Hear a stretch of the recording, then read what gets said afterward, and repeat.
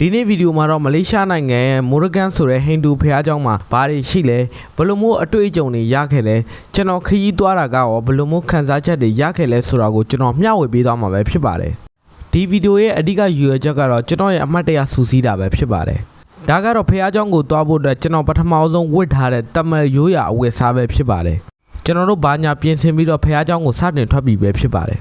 ကျွန်တော်ကတော့တခုဆိုအေးအေးဆေးလောက်ပြီးတော့ပျော်ရွှင်တတ်တဲ့လူဖြစ်တဲ့အတွက်ကျွန်တော်ကိုကတော့လုံးဝစိတ်မရှိပါဘူး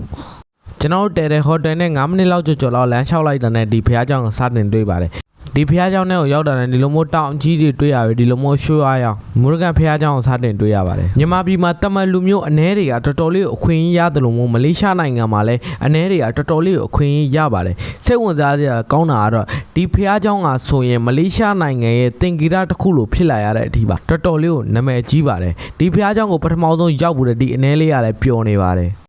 ဒီဖះเจ้าရဲ့အပေါ်ကြော်လေးကိုရောက်တာနဲ့မြင်ရတဲ့မြင်ကွင်းပဲဖြစ်ပါလေတော်တော်လေးကိုမှ view လာနေသလိုမြောက်တွေကလည်းတော်တော်လေးကိုများနေပါတယ်ကိုကနည်းနည်းလေးပေါဆလိုက်မယ်ဆိုရင်ကိုယ့်ရဲ့ပစ္စည်းတွေအကုန်လုံးကိုမြောက်တွေကယူသွားမှာပဲဖြစ်ပါတယ်လှေကတက်ကတာတော်တော်လေးကိုများတဲ့အတွက်ဒီအနေကြီးကလည်းပင်ပန်းနေပါတယ်ဘာလို့နဲ့အပေါ်ဓာတ်ကိုရောက်သွားတဲ့အချိန်မှာတော့အနေကြီးနှစ်ယောက်ကတော့တော်တော်လေးမောပန်းနေပါပြီခဏလောက်နားပြီးတဲ့နောက်မှာတော့အနေကြီးတို့ညီကိုနှစ်ယောက်ကတော့ခရီးကိုပြန်လဲစတင်ပါတယ်ခေစင်ပေါ YouTube channel ကိုကြည့်တာများသွားတဲ့အနေရလဲသူ့ရဲ့အတန်ကလည်းဒီလိုဖြစ်လာပါတယ်အဲ့ဒါကြောင့်မို့မဖြစ်ဖြစ်အောင်ဆိုပြီးဒီအနေကြီးကသူ့ရဲ့အတန်ကိုပြန်လဲပြောင်းနေပြီပဲဖြစ်ပါတယ်ဒီလိုမျိုးအတန်နဲ့ပဲပျော်ပျော်ရွှင်ရွှင်ပဲစကားပြောချင်ပေမဲ့သူများရဲ့အတန်ကို copy လုပ်တယ်လို့ဖြစ်သွားမှာဆိုလို့ကျွန်တော်ကတော့ထုံးစံအတိုင်းပဲကျွန်တော်ရဲ့အတန်လေးနဲ့ပဲပြန်ပြီးတော့တင်ဆက်ပါမယ်တခုရှိတာတော့ဒီဂူထဲဝင်သွားတဲ့အခါကျလို့ရှိရင်ရတဲ့ခန်းစားချက်ကဘာနဲ့မှမတူသလိုတော်တော်လေးကိုအေးမြသွားတယ်လို့ပြောလို့ရပါတယ်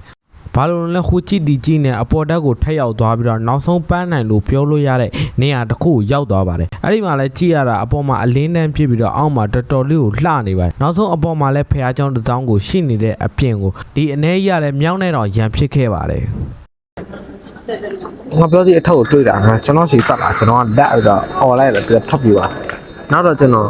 ဖះရှိကိုပြီးတော့ဟိုဒီမှာနှစ်ဖူးမှတွေ့ရမှာဝီဘူးတီလို့ခေါ်တာအဲ့ဒါဒိန်းကိုလုံးနေတဲ့အချိန်မှာသူကောက်ပြီးတော့ထောက်လှမ်းတော့အခုကျွန်တော်ဒီအနောက်မှာဒီတို့ချောင်းနေတော့ဒီမြောင်းနဲ့ရံဖြစ်ပြီးတဲ့နောက်မှာတော့အနေကြီးကတော့ဟိုရှောက်ဒီချောင်းနဲ့ရှောက်ပြီးတော့သွားပါတယ်သွားပြီးတဲ့နောက်မှာတော့အောက်မှာရှိတဲ့ဖះเจ้าကိုဝင်ဖူးပြီးတော့လက်ဆောင်ပစ္စည်းဝယ်ဖို့အတွက်သွားခဲ့ပါတယ်လက်ဆောင်ပစ္စည်းဝယ်တဲ့နေရာကအယောင်အမဈေးကြီးတဲ့အတွက်ဗဇက်ကိုပိတ်ပြီးတော့ပြန်လာခဲ့ပါတယ်ကင်မရာထဲမှာဒါအသားဖြူတာပါအပြင်မှာတော့အသားမဖြူပါဘူးဘာလို့ညာလို့လဲအောက်ထပ်ကိုလည်းရောက်သွားခဲ့သလိုရှောက်ပတ်ကြည့်ခဲ့ပါတယ်ဒီနေ့ဗီဒီယိုကတော့ဒီလောက်ပါပဲကျွန်တော်ကတော့ဘုတ်တရရင်မြောက်ပြီးတဲ့ကိုစော်ထောင်းပဲဖြစ်ပါတယ်မိတ်ဆွေတို့က TikTok အကောင့် YouTube Channel Facebook Page ဝယ်ယူချင်တယ်ဆိုရင်ကျွန်တော်ရှိမှလာရောက်ဝယ်ယူအားပေးလို့ရပါတယ်ဒီဖုန်းနံပါတ်ရဲ့ Viber ကိုဆက်သွယ်အသေးသေးမေးမြန်းလို့ရသလိုဒီ Telegram User Name ကိုလာရောက်လည်းဆက်သွယ်မေးမြန်းလို့ရပါတယ်ဂျပန် TikTok အကောင့်တွေလည်းဝယ်ယူလို့ရပြီပဲဖြစ်ပါတယ်